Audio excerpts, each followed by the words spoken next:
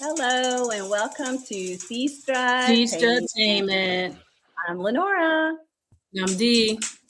And we're coming to you today. Oh, hold on. Stop the music in regards to everything entertainment. So, Right. Hi, everybody. How are you? How are things? Yeah. So, today we are going to start with Sis. So, Sis, what do you have first? Okay, so starting off, want to talk about a show that's on Amazon Prime. A lot of stuff that Amazon Prime has been putting out has been kind of meh. It's like they put out a lot of stuff, but it's not perfect quality. It's not like a good quality. It's not like a movie theater or something like that quality. But I guess when they're mass producing movies or shows or whatever, just doesn't. It's not as good. But the two that I'm going to talk about. Yeah, so the two that I'm going to talk about are pretty good, but they're kind of meh. Storyline's good, but well, I will tell you this: the acting is better than the storyline, so I'll go with that. The first one I want to talk about is The Wrecking Crew.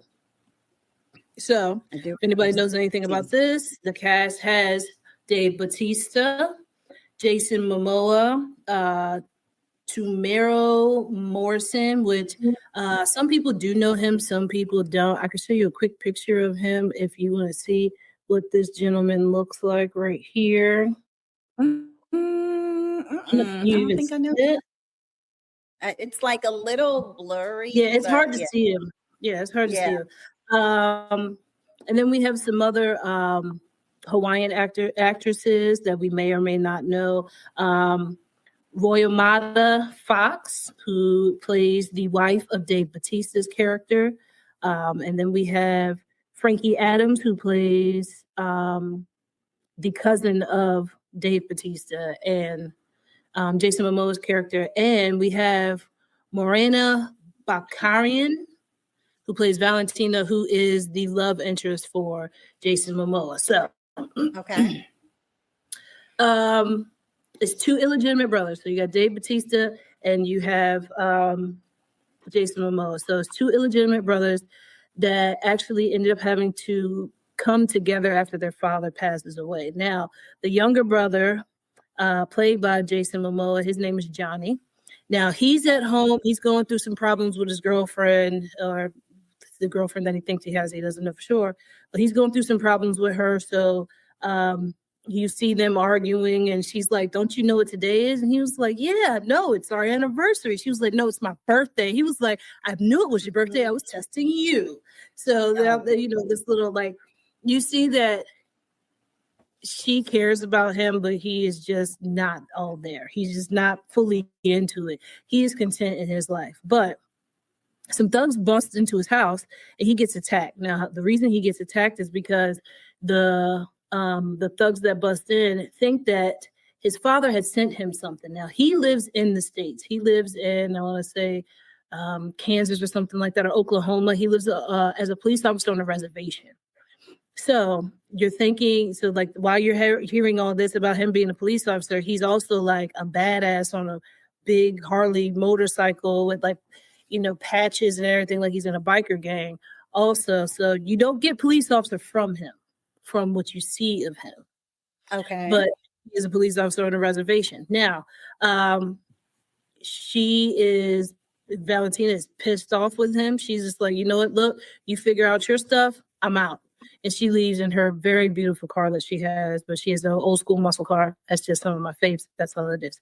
But when the thugs are there trying to, get to him, they're like, "Your father sent you something." He was like, I just found out my dad's dead, and I haven't talked to him in God knows how long. Like, I haven't been to Hawaii, so why are you even over here? Like, what's this? And then that goes into him fighting with the thugs, and now him trying to figure out, okay, what is it that my father has that I need to now go over there and figure out, did these people kill him? Was it an accident of his death? He doesn't know for sure. Now, his brother James, his brother James is actually, who is played by Dave Bautista. He is Navy SEAL, Lieutenant, Sergeant, Corporal. I don't know. He's up there. Whatever he is in the Navy, he is up there. And he is the one who finds out that his father dies and has he's supposed to be going and like telling his brother. He was like, my brother doesn't want to hear from me. He doesn't talk to me. So why would I even go through the hassle of telling him that our father died? We don't even talk. So his wife then calls and was like, hey, just want to let you know, your dad died. We're having the funeral. It'd be nice if you would come. It's like, yeah, all right. Jason Momoa's character is like, yeah, all right, whatever. Like, my brother wanted to tell me that my dad died and that he wanted me to come to the funeral. He would have called me and told me, not you. So now it goes from that into now Jason Momoa's character, Johnny, is in Hawaii with his brother, James, and they are just going at it nonstop. Just like at the funeral, they are literally cussing each other out while the person who's doing the eulogy and doing the whole procession and everything is doing it, to where he has to stop and be like, gentlemen, can you please relax, stop? And then they're like, okay, we've stopped now. But now the whole storyline, it goes, the thing that makes it so good is the action. The action is action, action, action. First 5 minutes, boom, action.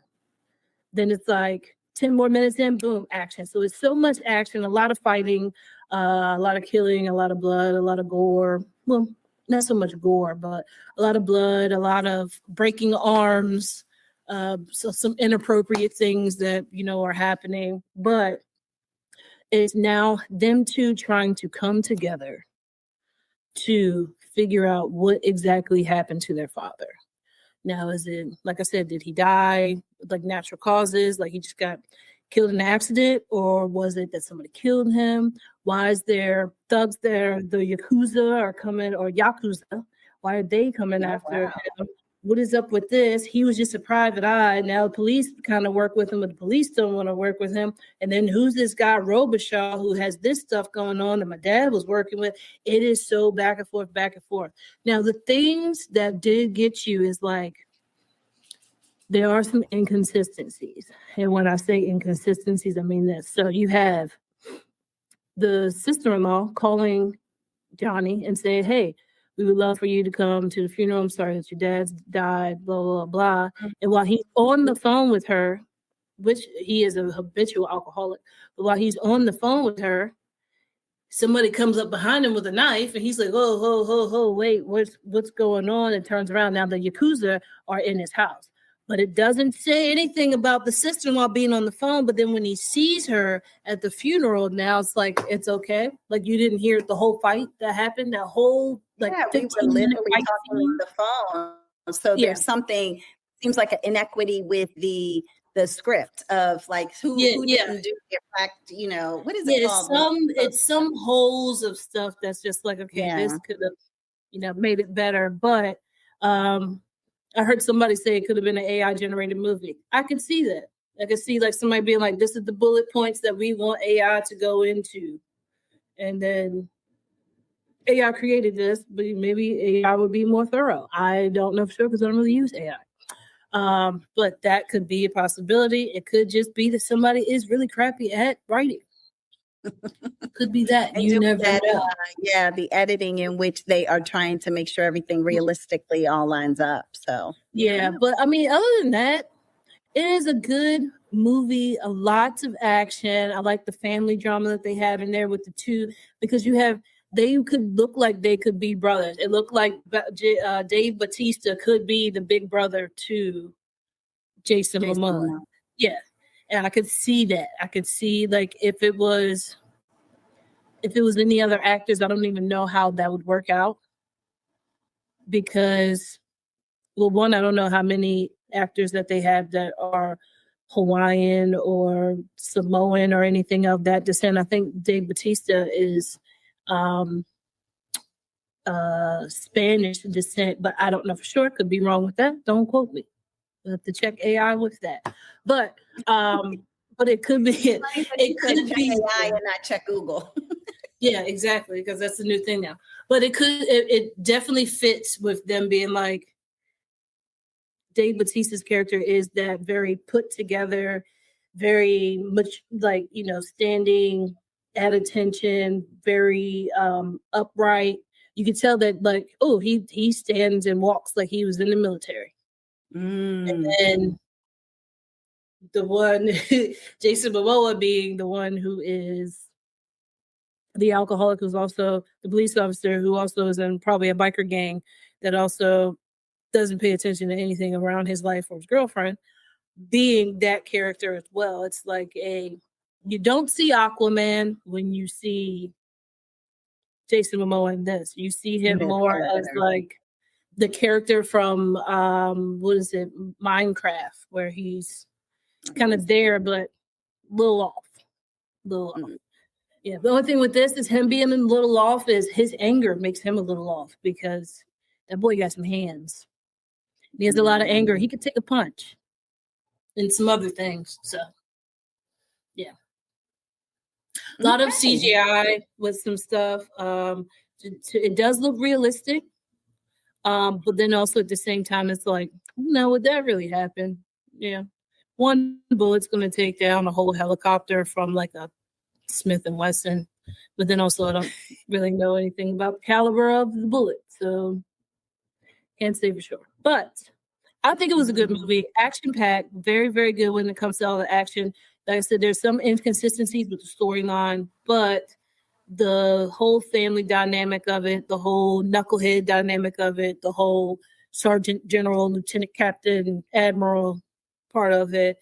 You got a little bit of a 21 Jump Street part of it where they're going to this police officer who is like the captain, and they're just like, okay, now we know that when y'all are together, it's always an issue. Don't wreck my island. And they're like, we're not. And then next thing you know, they're blowing up half of a city. You know, so it's like a Bad Boys 21 Jump Street with I don't even know what would be like a brothers who get on each other's nerves and don't really talk. But yeah, it's kind of good. I like it. I'm here for it. Yeah. Okay. Sounds so it's good. Called The Wrecking Crew, and is on Amazon Prime. Okay, so they are wrecking the cities. Is that why they're the wrecking crew? I think they're the wrecking crew because they wreck stuff when they're fighting with each other. They wreck stuff when they are fighting other people. They wreck stuff in their own lives. Oh, wow. Okay. So they are literally wrecking balls. Yeah, they're wrecking balls for the world and themselves. No, I mean, it makes me appreciate my relationship with you even more, Sestra. Exactly. Yeah, we're not fighting or nothing. Right. Yeah, exactly. Yeah. Exactly. It's good stuff. All right. Yeah. Excellent. So I have The Burbs. I haven't watched it yet. I said I wanted to watch it. Now, is this a remake? It's a remake of the original The Burbs that had like Tom Hanks and different people in it, which I never saw. So I'm watching it. My gas has been flabbered. I thought we watched that maybe you were at college when this happened, but I feel like I watched that consistently at the house. I don't even know the storyline of The Burbs. Like it was like VHS. I forgot. It was like the creepy house that was beside that had the furnace that was always making noise and glowing and everything. So with that, okay. I don't think I remember it at all. So, but it was funny because as I'm watching it, and I'll go into the cast in a moment at one point, but it just go into the Easter eggs that are in this new one based on the old one is like, they're saying, oh, and then the founder, blah, blah, blah. And they showed Tom Hanks' picture on a wall with his name on it. I love that. I love that. Okay. Wait a minute. Hold up. What does Tom Hanks have to do with this? And then and then it kicks in for you. Because I hadn't seen the original one. So, all right. So here's The Burbs. It is with the main character is Keke Palmer, who is Samira Fisher. She is married to Rob Fisher, who is Jack Whitehall. You have Lynn Gardner in it, who plays Julia Duffy. Julia Duffy plays Lynn Gardner, sorry. And you'll know her face because you do see her on a lot of different things. You just might not realize her. I don't know if you can with my ring light, but this lady right here. Oh, yeah. I know that lady. She was also in something else. What I was like Palm Royale and all of that kind of stuff too. So you have her, and for anybody listening to it, you won't really know. You have Paula Pell, who is Dana Richards. Paula Pell, I believe she was in that Wine Trip movie, the heavyset lady with the blonde hair. Oh, I love, yeah. I love that lady. She's hilarious. She was also in Girl 5 Eva. Yes, Girl 5 Eva, exactly. And then you have Kapil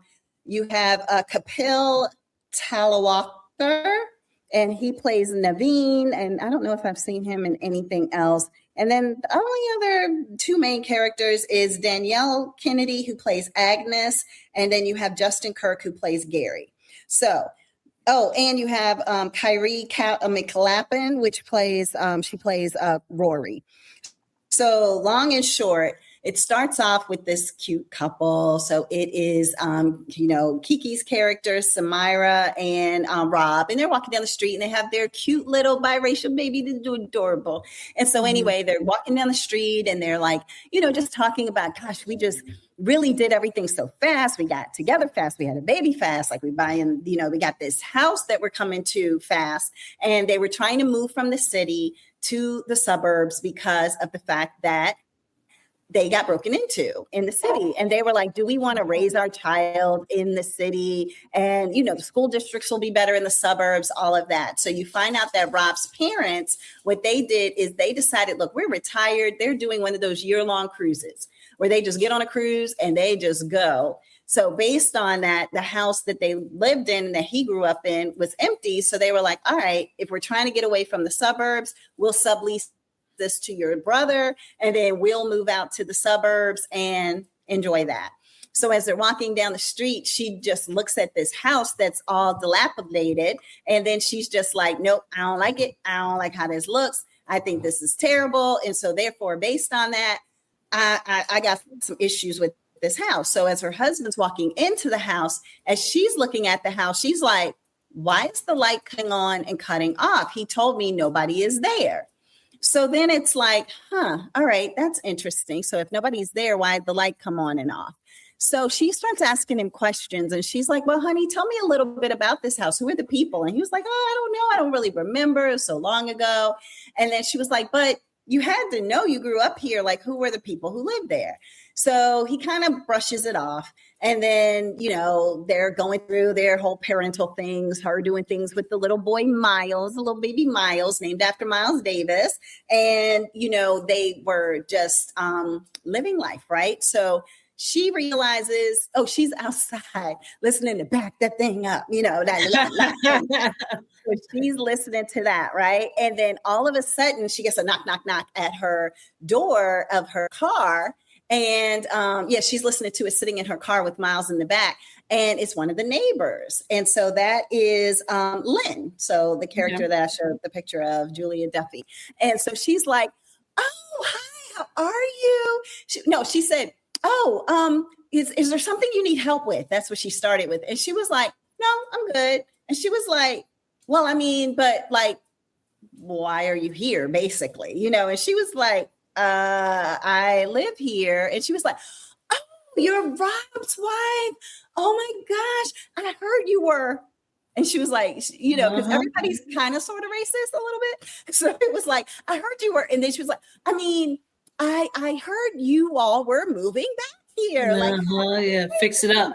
You were his wife, and this show, they do curse words and everything because it's just it's a Peacock show that's made for Peacock. So it doesn't have the NBC rules to it. So anyway, she's like, yeah, okay. Well, I'm so glad to meet you. If you want, I can have the spare key for your house because his parents did that. And we shared keys together, blah, blah, blah. So she was like, oh, okay. Well, thanks for letting me know, strange lady. I mean, she doesn't say that, but you can tell that Kiki is like, yeah, I don't know about this lady. So anyway, later, she told her, she said, look, we do wine on my porch. So my husband's passed or something like that. Somehow she knew that the lady would do wine on her porch. And it would be some of the neighbors would come. And she was like, so you should come over. And she was like, well, I don't really drink. I'm breastfeeding, blah, blah, blah. And she was like, well, still, moms still need an opportunity to get out and everything. So she's like, okay. So then she talks to her husband some more, like, but what do you know about the neighborhood? Whatever. So when she's not getting anything from her husband, she's like, I got to go and talk to these neighbors. So she goes over, she sits on the porch, she's with them with the wine, and then she finally probes into her question. And the other person who was on the porch was Dana. So Dana is ex-military lesbian who is very like, oh, I'm into the conspiracy theories. Let me tell you, she's just like, oh, we're going to go check this out. There's a fire going on over there. Everybody follow me. And you're like, does she know what she's doing? She's drunk. Right now. She has no idea what she's doing, probably. It's just craziness. So anyway, so she's like, she's fun. I like her on here. And then you have the guy, Mark Prosk, who is playing Todd. So Todd is an oddball. He comes up and Kiki is like, oh, hey, how are you? And he goes on her hand. And she's like, what the heck is that? So he's just, she was like, just touches the outside of it. So basically it's like, okay, this is a weird group of people. So I got the woman who's knocking on my door saying, oh, I knew you. I mean, yeah, y'all were moving back. Then you got the wild and crazy conspiracy theory lesbian. And you got Todd, who is a man of very few words. Like you ask him a question and he's just like, yeah, whatever. So as they're there, they're looking at this dilapidated house and they're just like, she says, okay, so what's the deal with the house? And they basically say that there was a young lady who went missing there. They think she was murdered and they don't really know what's going on. But the parents basically left the house exactly as it was when she couldn't be found. And they just left and they don't know anything about why the house is there, where the people went. Like, it's just a crazy situation. And she was like, oh my gosh, that's wild. So then as they're sitting there talking about it and saying, oh, it's been sitting there like that for like 20 years. Like nobody has been in this house for 20 years. You see this car screech up and like gets out. This guy gets out, puts a for sale sign on that property and then screeches and hauls out of there. Like, there. So then it's like, wait a minute. It's been sitting here for 20 years and now it's empty. All of a sudden, they're getting ready to sell it. Like, were they listening to our conversation? Like, what's going on? So then it becomes an open house. So then she's like, ooh, I get to go inside and check things out. But before she does that, she's talking to her husband and he's like, just leave it alone, babe. Like, don't worry about it. Like, what happened with Allison? And she was like, aha, you said you couldn't remember anything. You knew her name was Allison. How well did you know Allison? And she's a lawyer by trade. She's on maternity leave. So she's starting to probe and you can see on his face that he's just like, I'm not going down this path with you. Like, I know how you are. You get something in your craw and you just don't let it go. So anyway, she goes over there, she looks around and she's walking through the house. She like starts to go up some stairs and they almost start to crumble because the house is so terrible. Oh, and she was like, oh, hell no. And then she just goes other stairs. Lights are flickering. So she's like, oh, so is that why I saw the lights come on? Because there's wiring issues. So the lights are flickering. Like, is that what I saw when I saw the lights come on when nobody is supposed to have lived here for 20 years. So then she gets upstairs and here's Todd, the other neighbor. And she was like, we were the first ones to show up at the open house. How did you get here? And he's like, because he doesn't really talk or anything. And he's got a camera and he's just taking pictures of everything in the house because nobody's really been in there since this whole mystery happened.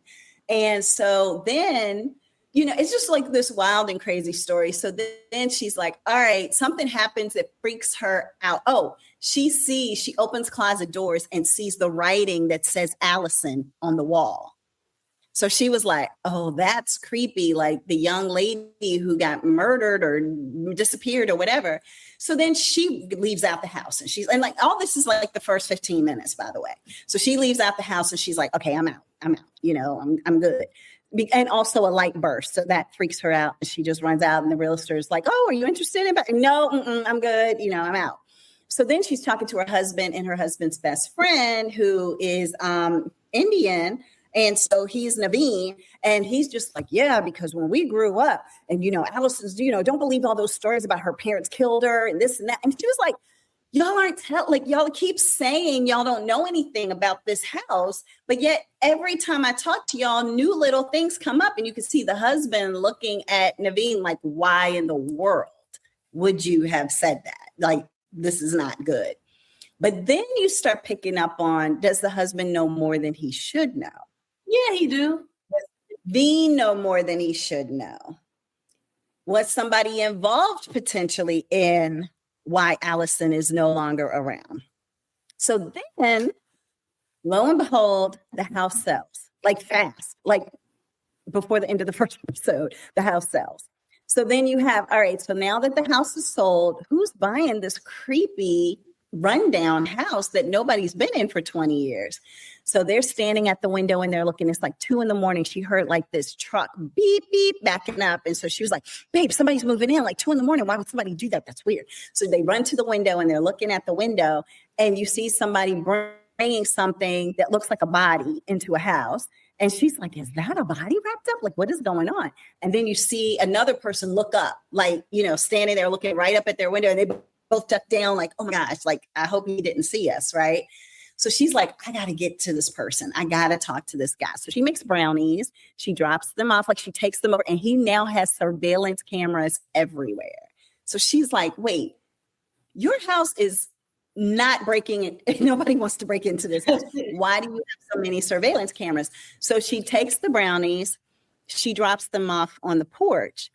And by the end of that night, somebody has called the police and said that she was trespassing on their property. So she's like, wait, I'm the only Black person in this neighborhood, really. And now somebody has called the cops on me to say that I broke into their house. Now, mind you, she had locked herself out of her own house too. So she's sitting here on the stoop, like, what the heck is happening? And so it was real, like, crazy situation that was going on with that because her husband wasn't home. So then it almost was like, he had to be her savior to stop her from having to go to jail because they thought she was trespassing. And it was a whole thing. But then what happened, which was good, is that the neighbors found out about that. So the neighbor who was like all 3 of the neighbors that she kind of saw at the open house. So the guy who's taking pictures and they didn't even know he was there. And then you have Lynn. So that's the one who's the widow who was knocking on her window when she was listening to the music. And then you have Dana, who is the military lady. So all of them are like ringing her doorbell, like, we heard what happened and this is an injustice. And we're going to put a petition and we're going to go to the homeowners association and we're going to tell them that this guy is not. And then the next one comes in. And then even Todd, who doesn't even talk, like, he was just like, everybody came in. And then she started sitting there because at first she was like, I want to go back to the city. Like, I hate it here. Yeah. But then she realizes, like, these people are really cool. They're looking out for me. They're getting ready to do a whole like campaign because of even though some of them are, like Naveen told her in one scene, he was like, well, they're really nice. Like, it's the suburbs. So they're really nice until they're nice. Mm-hmm. So basically he was saying, like, they really tried to like overcompensate for their racism until they like you, and then they were truly nice to you. Yeah, then you know what I mean? Yeah, right. Yeah. So that's what he was saying, because he said, "Look, I was the only kid. I have Black friends too."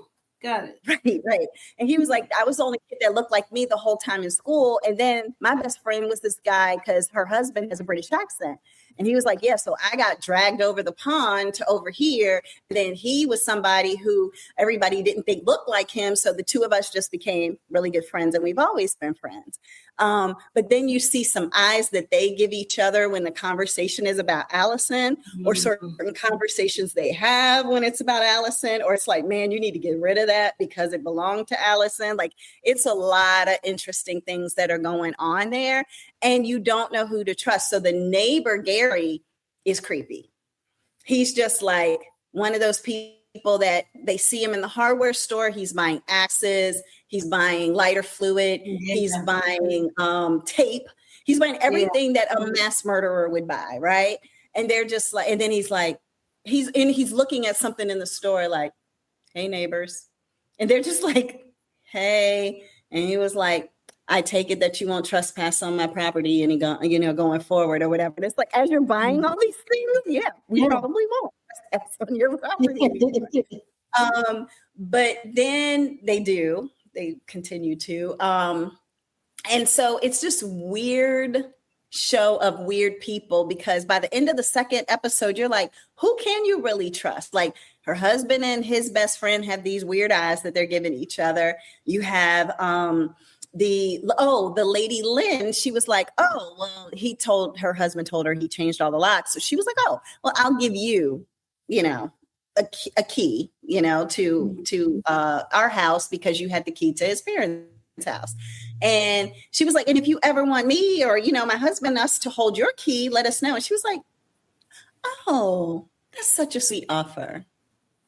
All right, good night. And then she just closes the door. And she's like, wait a minute, I just gave you the key to my home. I just opened up my home to you. And your answer to that was, oh, that's a sweet offer. Like, so now Kiki is like, I thought I could trust her. Like, she was getting ready to do a whole campaign for what happened with me and the other neighbor. But now I don't know so much. And then give me back my key.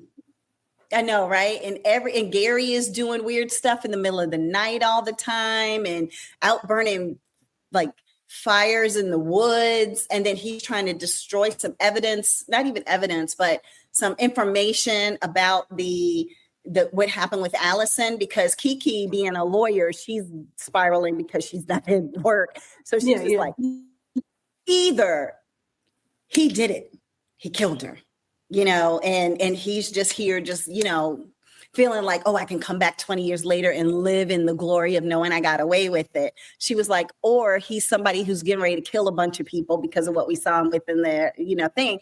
And nobody's going to go on that property. So he knows that's the place that he can just do whatever the heck he wants to do on his own property. So it's so many different weird stories going. You don't know why Todd is so weird. You don't know. And Todd actually has a video somehow of something in the house from all the pictures and everything that he took, of something that said Robert, which is her husband's name.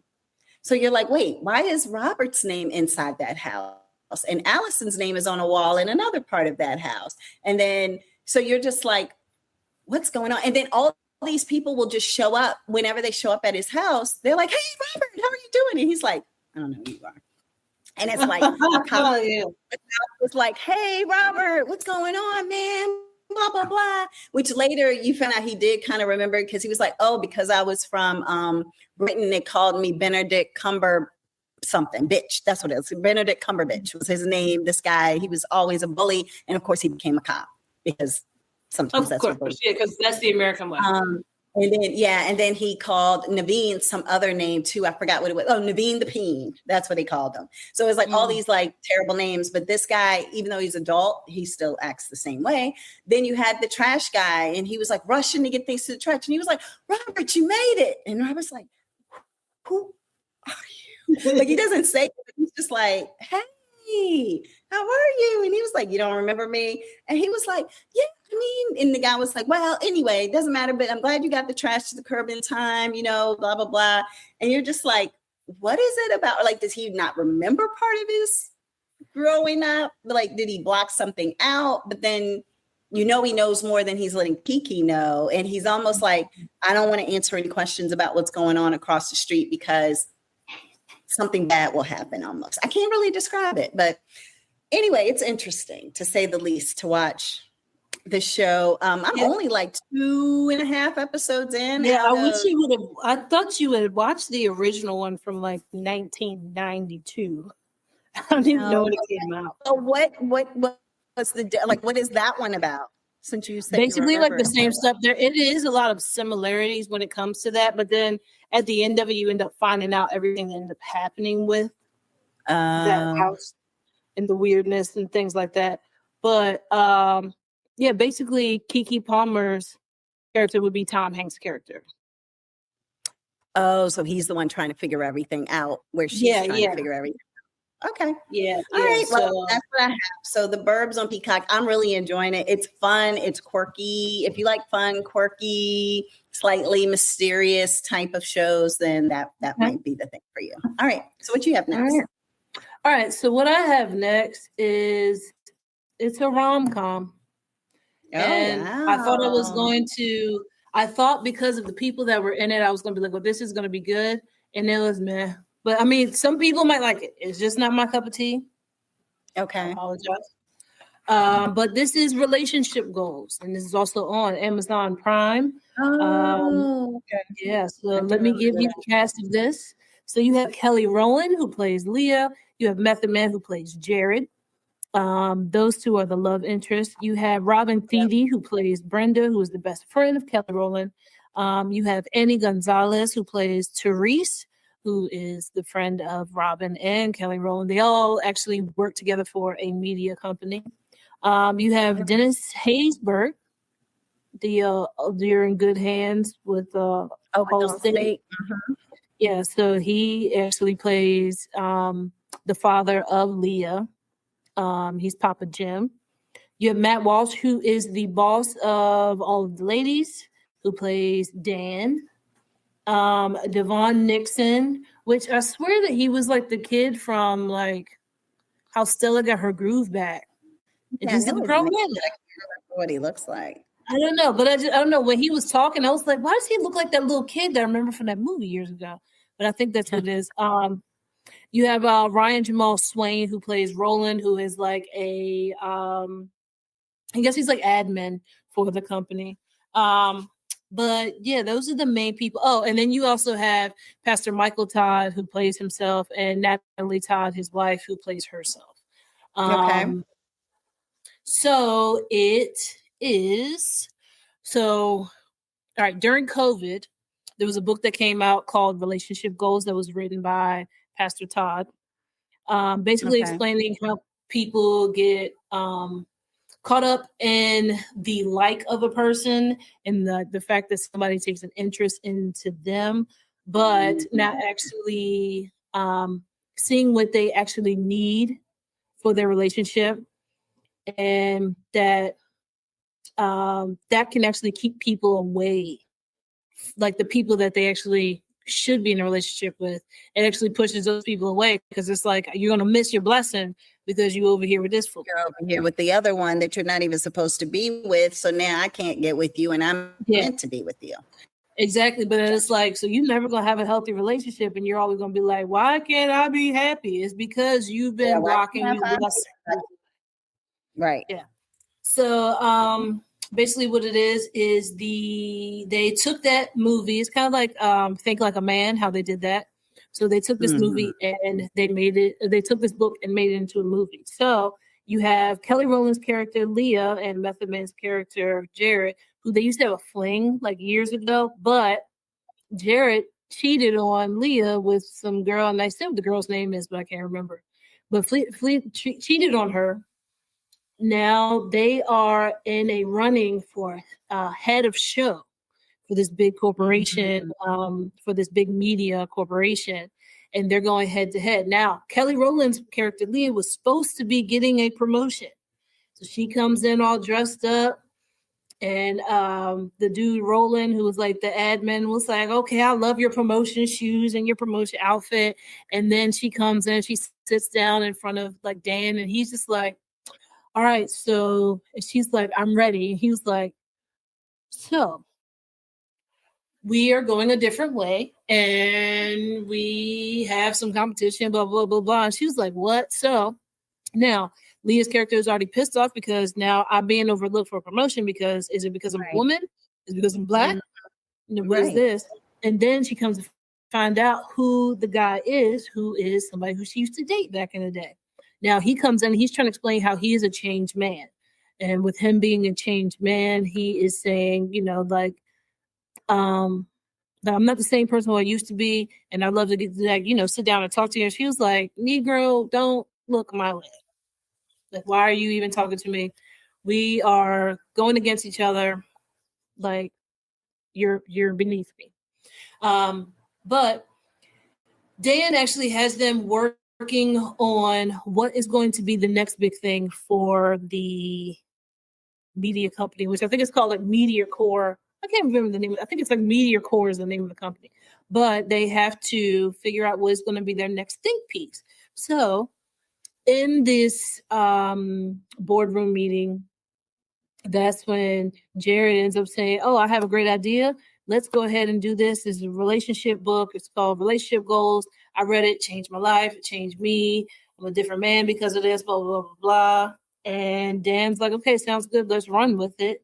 And everybody else was like, oh, so Jared could just say something that works. But when Roland says, oh, why don't we go ahead and ask older people what they have done to make sure that their love stays for forever? You know, why don't we do that? And they're just like, no, because they need heart medication and oxygen in order for them to be breathing, basically.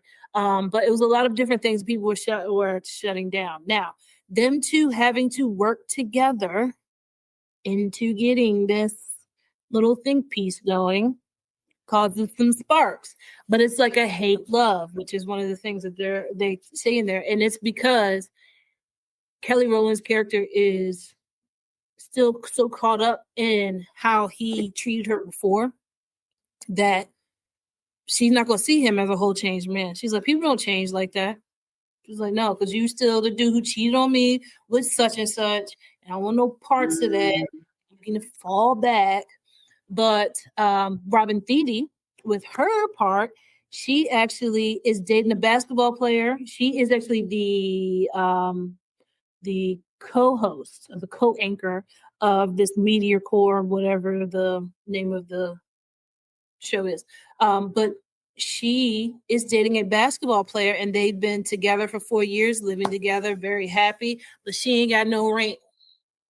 So she ain't happy. She ain't having it. She's like, put a ring on it, or I gotta go. I don't understand what's happening. Like, it comes in one part where he walks up with like a ring box, and she's like, "Oh my god, okay." But it's not what she thinks it is. So, goodness. When she hears about the book, that's what makes her then be like, okay, do I really want to be in this relationship? Like, it's been 4 years I've been with this dude, thinking that we're moving towards something, and now he's not even trying to move towards what I want it to be moved towards, or what we thought it was going to be moved towards. He was like, well, I don't want to move too fast. Which, I mean, I can understand that. A lifetime and just being with somebody for 4 years, it's a big gap. Yeah. It's a big gap. But then you also have Therese. Her issue is that she dates people because she's like, he's cute and I know I'm a catch, so he should be like, you know, happy to be on a date with me, blah, blah, blah. But she ends up being in her own way where like she gets left at the table while they're just drinking drinks. They haven't even ordered food yet. Wow. Yeah, wow. Dude's like, I'll just run to the bathroom really quick. And he closes out and dips. He closes out the bar and dips out. Like, that was it. But yeah, it's like she's a very vain person. So everything is like about how she looks and her presentation. Like, she has like this leopard, I guess, unitard thing on, and then she has gloves on with it. So then her phone goes off, and she was like, oh, it's just probably my trainer. And he's just like, no, you can go ahead and take that. And she's like, okay. And she's trying to take her gloves off that are down here. And it's just so much. But yeah, so she realizes, she was like, okay, I am never going to find love because I am out here just trying to chase for a man, but I'm not actually saying what I want in a man or anything like that. So each of them get the book and use it in different ways to work on themselves, make sure they can be happy, change everything about them. And then, spoiler alert, you know what happens at the end of the movie. It's a rom-com. They get together. Yay. Yeah. Golf clap. But it's the movie goes exactly how you think it's going to go. There's no surprises. It is literally a rom-com. This could have been on Hallmark. This could have been on the Lifetime channel. Was it HLMC? What is the name? TLC? LM something? Well, all them channels that got letters on them. This could have been on that. I don't really get into stuff like this. There was no, for me, but maybe it's just me because I'm not in a male-female relationship, but it was like nothing that drew me into it to be like, oh yeah, I could see that. Or, oh yeah, I could see that. No, it was like, oh, okay, this is kind of cute, I guess, if you're a breeder. If you're a breeder. Yeah, but Yeah. But yeah, I know a lot of people will end up liking it. I think the Relationship Goals book, I think that it says it's helped a lot of people. Pastor Todd, Michael Todd, him and his wife, they actually have this really big church where I can't remember where it's at. I want to say it was like Kansas or something like that. Where are the Sooners? The Sooners Kansas State. City Sooners, I think. Yeah. Okay, it's Kansas City. So they're Kansas City, Missouri. Is that it? I'm looking it up Kansas- now, church. Michael Todd's church location is in Oklahoma, Tulsa. Oklahoma. Okay. So it's okay. All right. So they're in Oklahoma. So yeah, they show the church, they show, the praise and worship, everything. Now this book is very much, and this show is very much going to be for the Black community, maybe for the Latin community. I don't know how much for other communities because it is faith-based as well as relationship-based. So if you're not a religious person, you're not going to get into that as much because it does have a chunk of it where they're talking about like they're in the church. They're doing praise and worship, things like that. So it might be something where somebody's gonna be like, oh, okay, let me fast forward through this. Some of it did feel like a Medea play to me. Okay. Gotcha. Not the singing and everything, but it's just like, all right, yeah, I could do without this. Let me fast forward. But you were just fast forwarding the whole time. I mean, yeah, I tend to do that when it's like because you do the fast forward, it's just a 10-second fast forward. I'm not just zooming on through. You'll see a little bar. Potentially. Something that's important to the story. Exactly. Okay, gotcha. But I mean, it was a cutish movie. It's called Relationship Goals. Definitely check it out if that is your thing.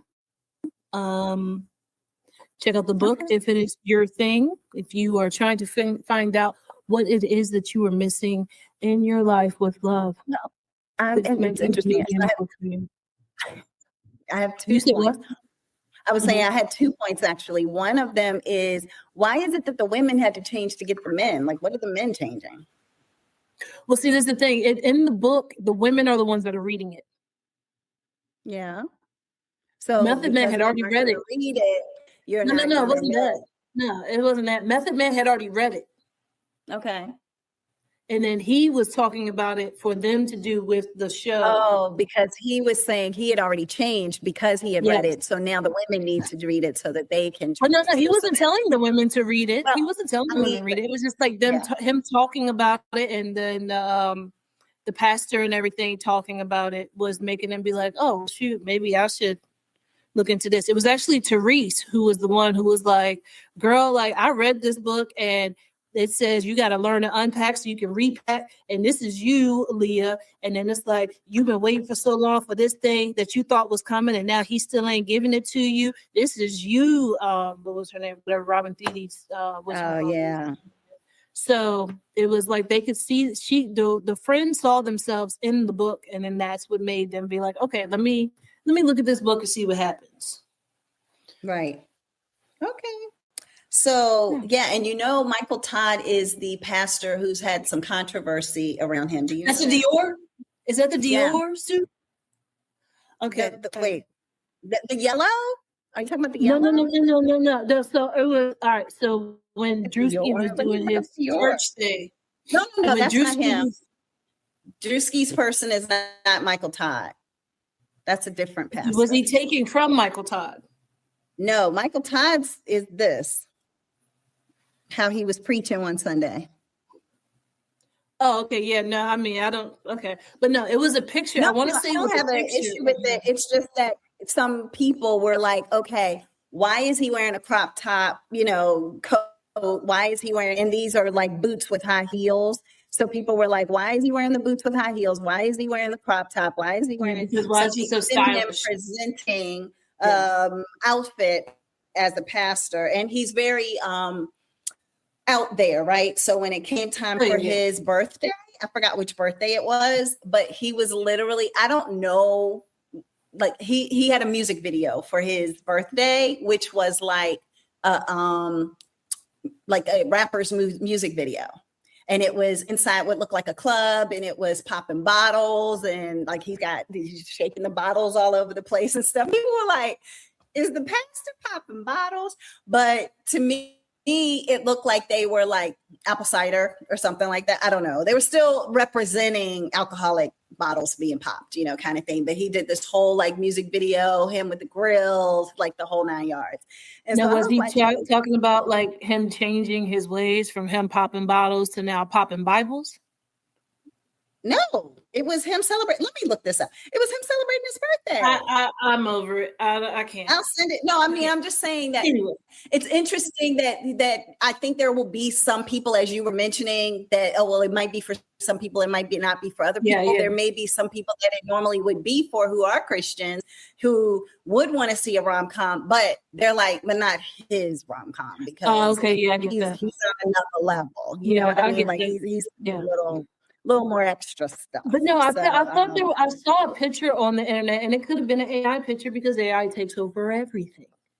But it was a picture of him in a Dior suit, and I think that was the Dior suit that Drewski wore when he was like, "Why are my feet red? Because I'll step in the blood of Jesus." Like I thought that was the Dior suit. I thought Pastor Todd had worn, and that's why he put that on.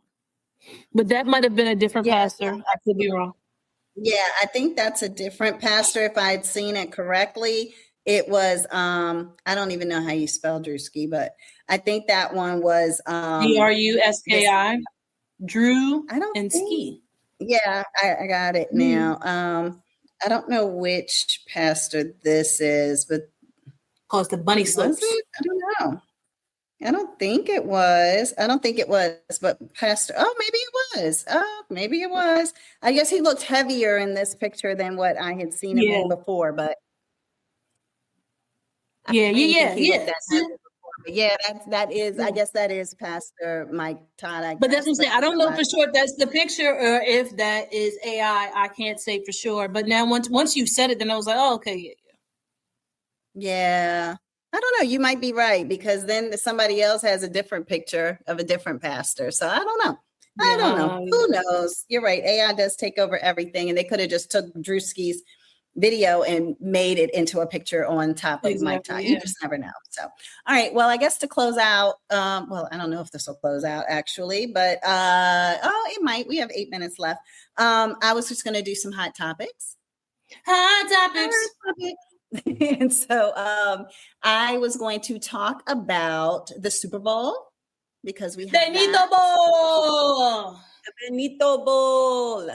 So we had that. And then, so just to go there for that, Super Bowl 60 happened, which is crazy that it's 60 of them.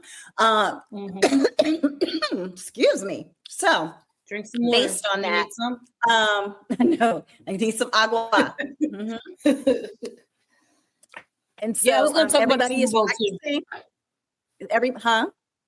So I was going to talk about the Super Bowl too. Oh, okay. So yeah, everybody is practicing their Spanish. Everybody is getting their trips ready for the summer to go to Puerto Rico or some other Latin, place. It's like. It's wonderful. So the thing with the Super Bowl, it was Super Bowl 60. It was the New England Patriots against the Seattle Seahawks, and spoiler alert, Seahawks won. So the game was garbage. The game was garbage because it was pretty much one-sided. It was slow, and it was one-sided the entire time, and that's what I say, most Super Bowls are garbage. There's very few Super Bowls where it's like, oh my gosh, over here. Oh my gosh, over there. It's either all no points or all a ton of points, or like this one, it's a landslide. Like it's never really a close matchup for some strange reason. I don't know why. But yeah, great halftime act in my opinion. Did I understand any of it? Absolutely not. However, what I would say is, I did understand at the end when he was naming off all the countries. I was like, oh, he said Venezuela and Cuba and Puerto Rico. And, I was picking that part. You know what it sounded like? It sounded like every Latin club that I've ever been to, when the DJ's playing music, it's like, da-da-da-da-da-da-da-da, I want it. and then they and they just name off every country, and people like, yeah, I love that part. Yeah, because it's like how you would go to the club in the 90s and they were like, "Are you a Leo? No. Yeah, How about exactly. Scorpio? Yeah. How about Libra? Sorry, boy. So Chile. same thing. So so there were a lot of people who were feeling one way or the other about it. And my thought was this: if because some people were like, I just want to see Turning Point, I want to see All American Halftime Show, blah, blah, blah. So here's my point. And this is what I actually put. I'm just going to read it because this is what I actually put on Facebook, because I was like, wait, why are so many people mad? And I'm not just like, I don't want to watch the halftime show, because there's been times I haven't watched the halftime show. I'm like, it's not that everybody has to watch every halftime show. They're, like the Who, when they were playing, I just fixed my plate and started eating food. Exactly. Yeah, I don't get it. They were in a halftime show. Like, who are you? That's about all I knew. You know what I mean? Yeah. Like, I didn't. So therefore, and there's been Super Bowls I haven't even watched. So whatever, that part doesn't bother me. But here's what I said. I said, I enjoyed the artistry and the beats and vibe of the halftime show. You don't have to speak a language in order to enjoy something. Otherwise, people would never go to the opera. Don't nobody know Italian like that to be going to the opera and thinking that but people with money spend money to do that all the time. So I said, I have salsa danced for years and have never understood any of the lyrics, but there's still some of my favorite songs that I love to dance to when I hear them. I said, I think there's a bigger point that stands out to me, that often English speakers expect everyone around the world to speak English. I said, not just in America. Excuse me, my throat. All right. So I said, I've gone on vacations all over the world and have seen Americans frustrated because a person in their own country couldn't speak English. I'm like, you're in France. Why are you upset that somebody can't speak English in France, right? So I said, yet those same people can only speak one language and didn't choose to even learn basic phrases of the other country they were visiting, yet some of them expect people to do that when they come here. To me, the halftime show reminded some Americans of what America's colonization looks like. It's a reflection of what America sees on the big stage, especially to some Americans that are trying to rewrite history and pretend that taking land and colonization never happened. So the citizens of Puerto Rico, the U.S. Virgin Islands, Guam, Samoa are all Americans. Any American can today go and live there in those places, just like they can come here and live here. And many of them have kept their native tongue. Plus, those Americans that are the most upset would be the first to fight to keep their native tongue of English if the tables were turned ever in America. So if Russia came over here and said, you're Russian now, you must speak Russian, you must learn Russian, they would be the first ones to be like, I'm English, I'm American, I'm going to speak English my entire life. They'll probably say they're English. They won't even say they're American because they don't even conceptually know the difference. But anyway, so I said, I'm not saying that everyone had to watch the halftime show. And I go into how I didn't even pay attention to some performances. I said, all I'm saying is that for the people who were truly angry about it, and who was chosen to perform, that maybe there is a deeper reason why an American performing in their native language bothered you so much. So, because it's like, if you're an American and your native language is Spanish, why should they say, I need to see an all-American halftime show when this is an American halftime show? We have had people from... Rihanna was from Barbados. Nobody had a fit about, I have to see an American. Was Bruno Mars in the what's it called? Bruno Mars has been on 2 halftime shows, but he's Hawaiian, right? That's what I'm saying. But Hawaii was colonized by the United States. Oh, but I'm saying, but that's part of the contiguous United States, so they don't count that. They're only counting the ones that are. Yeah, but I mean, it's still really what people speak. They're counting the ones. People speak a whole different language in Hawaii when you go over there. It's not just English. I mean, what is that song that they have? Ikikaliki waka is the thing to say on a nice Hawaiian Christmas day. Like they have a whole You're right. It's a whole language, but they would complain, I guess, if people did that in America and did that during the Super Bowl. So people watch the Turning Point All-American Super Bowl halftime show, which I gotta was say something. interesting. Huh? I gotta say something. Okay. Okay. I listened to the words of one of the songs, Which and the song? man said, I just want to drink my beer. I just want to ride my horse. I want to put on my boots. I just want to feed my dog. I just want to be able to tell my daughter that a little boy is not a little girl. And it's like, nobody is saying that you can't do any of that, sir. Like, well, I don't understand why you're like, is certain things that he said when the crowd was like, woo! And it's like, bro, he said he wanted to feed his dog. Yeah, you can do that. Nothing on about Tuesday. nothing about the halftime show that's going on right now is not letting you feed your dog. Right. Exactly. Put on your boots. Oh, look, you got your boots on right now and you're playing your little guitar.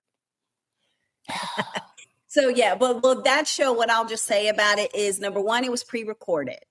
So with it being pre-recorded, I was like, wait a minute. So are they at home watching the Super Bowl right now? Because of the fact that it was pre-recorded, I thought it was going to be live, but it wasn't live. It was pre-recorded. The other thing is Kid Rock lip synced. He didn't sing. Yeah. Like, ball with the ball, the bang, the bang. well, but I guess what I'm saying is, like, it wasn't even a possibility, because they were like, well, how do you know we didn't? Like, it would be literally, the mic would be here, the words are still going, and he's jumping up and down and he's not saying the words, and then he'd come back and say something else, and then you hold the mic while his words are being said. So you knew he lip synced the whole thing. So he could have had just interesting. Yes. And so long story short, I don't know. I felt like the halftime show that I watched was decent. I really enjoyed it. I love the color of it. I love the energy of it. I love that he had Pedro Pascal on the porch, and Cardi B and Jessica Biel and all these people like were physically on the field with him. Alba. Sorry, Jessica Alba. I said Jessica Biel. Jessica Alba. Yeah, like Carol all these G. All of them. There. Him bringing out Ricky Martin. Everybody's like, is that Ricky Martin? And I was like, I'm so used to seeing him on Palm Royale that I'm not, that I then. Yeah. Because people are thinking that, but I was like, no, I'm used to seeing him all the time on there. I had to tell some people, they were like, oh my gosh, I need to start watching it, because I didn't realize Ricky Martin was anywhere. Like, I haven't seen him in forever. And then having Lady Gaga come out, like, so it was definitely a production. I didn't realize that the trees that were there, when they had the, I guess, sugar cane or whatever, that it was people. Like, I just saw these feet going into the, because I was like, how did they pull all that out there? And they were like, no, they were just people who had to stand there the entire time of the thing and just be very still while the whole dance and production was going on around them. So, but no, I really, really did enjoy it. So I like how, so when he was going into it, first I like how it was the sugar cane, because that was the mass production product that came from Puerto Rico, and a lot of South American countries. Like, that was a big import product that was done. That was actually a big thing that was part of the slave trade too. It's like the slave trade is take part in that. They had to do that. That in other countries was the cotton for us here. Yeah. Also, him dancing. Well, the wedding was real. The wedding was real. Yep. And I felt that when I saw it in life, when it was happening in real life, I was like, I think this is a real wedding. Yeah. So the wedding was real. I do like how I saw the connection of Latin American countries to African American countries. And it's like the kids sleeping on the two chairs. That's going to happen at a wedding. Somebody put that baby, lay him down on them two chairs. Let him lay down. Give him your purse so you can lay his head on it. That you can see that happening. You got the little kid in the barbershop in the background getting a haircut. You got, abuela at the little stand, selling like the newspapers or whatever. The jewelry, because, silver and gold are big things that they sell in a lot of different countries, a lot of Latin speaking countries. The different I heard that one of the food vendor carts was actually a place that is a Michelin star food cart. Oh, wow. Awesome. I never knew there was one. Yeah, there was one that was on the that was in that him going into all of that, him going into, I do like the dancing with all of the Latin superstars that were there dancing across like in front of the little supermarket or whatever. I do like how he was standing on top of the supermarket singing and dancing, because that's what he did in Puerto Rico when he went for his album release. He did his whole album in Puerto Rico, standing on top of like a gas station store in front of a whole bunch of people. Wow. So that was amazing. Him being up on the power lines is because there's a lot of power issues that is happening still in Puerto Rico from the big hurricane that hit years ago, and U.S. has not really Maria? Yeah, they're still having a lot of power outages for that. So that's why they were in the power lines, like dancing and stuff like that, and him up there singing, because it's like, look, we still gotta fix this. You said you're gonna help us. We all colonized us, so now do this kind of stuff. So it was like he was political without being political. Yeah. So I do like that. But yeah, all the little intricate details. I love that when he was that song at the end that he was singing. I've heard that song 100 times. Working and being in like Latin clubs and places like that. I've heard that a lot of times. But I do like how he brought everybody together. How he mentioned the whole North America. Yeah, it was all the Americas, all this up in all here. All the Americas, yeah. Yeah, he mentioned all the Macarena. Yeah. Yeah. Yeah. Yeah. You know what I'm saying? Yeah. So I thought that was amazing how he did that. But it was awesome. Like even the boxers, because boxing is a really big thing when it comes to any of the Americas, really. But yeah, I just thought that it was great how he took everybody who did not know him into where he's from and letting you see, hey, look, we're no different than you. We still do this. We still do this. We might do it a little different than you, but we do this and we do that. And it was just like bringing a different light into being able to see a different part of the world that you've never seen, and now putting it on a big stage. Like 10 years ago, they said he was working at a gas station. And no, he wasn't working at a gas station. He was working at like a supermarket. Yeah, he was bagging groceries 10 years ago. Now he's at the halftime Super Bowl show. Come on. And amazing. Won the Grammy for, the best, what is it, album of the year or something. Yeah. So, yeah. Yeah. Or song of the year. I can't remember which one, but like, in 10 years, in a short 10 years. Like Benito Antonio Martinez Ascostia. That's his name. That's my boy Baboni. That's Bad Bunny. Yeah, got it. Yeah. So for, the interesting thing is now everybody in the world knows Bad Bunny. I know. Exactly. Everybody in the world. Exactly. You know what's so crazy? But he was the top artist in the world 5 years ago, maybe 3 years ago, I would say. He was the top artist in the world. Like during COVID, I think he was the top artist in the world. But I'm just saying, for the people who didn't know him, once they named him for the Super Bowl and there was so much controversy, then he became the person that everybody knew. Love him, hate him, doesn't matter. And like Kim Kardashian says, doesn't matter if you got my name in your mouth, go to bed, I'm still on your mind. So therefore, that's true. Hey, haters gonna hate. You're still talking about me. Doesn't matter if it's good or bad. So that's true. All right. I think that's it. Unless you had anything. Oh, wait, one more thing. I just want to send some positive vibes to Savannah Gutherie and her family with her mother being taken for ransom, which I don't know what that was. That it feels kind of a little weird. I don't know if it's like, ooh, something shiny and then something crazy is happening over here. But I hope that is not. It's one of those things where it's like, because somebody did make a correlation, and I was going to talk about this too. So it's funny that you did bring it up, because somebody made a correlation that the only news anchor who has interviewed multiple Epstein file, women was Savannah Guthrie. Yep. So it's like, Okay. And then just knowing all this stuff that's going on with it, and then ransom, but pay it in Bitcoin. And then, oh no, it's this over here. Oh no, it's that over there. There's 18,000 calls and leads. And, for her to be taken out of her home in the middle of the night, but miraculously, or for some reason, no video camera has any footage of anything inside the house. Yeah. There's no way that they can go back and look at, rewind it and see what actually happened or who was in there.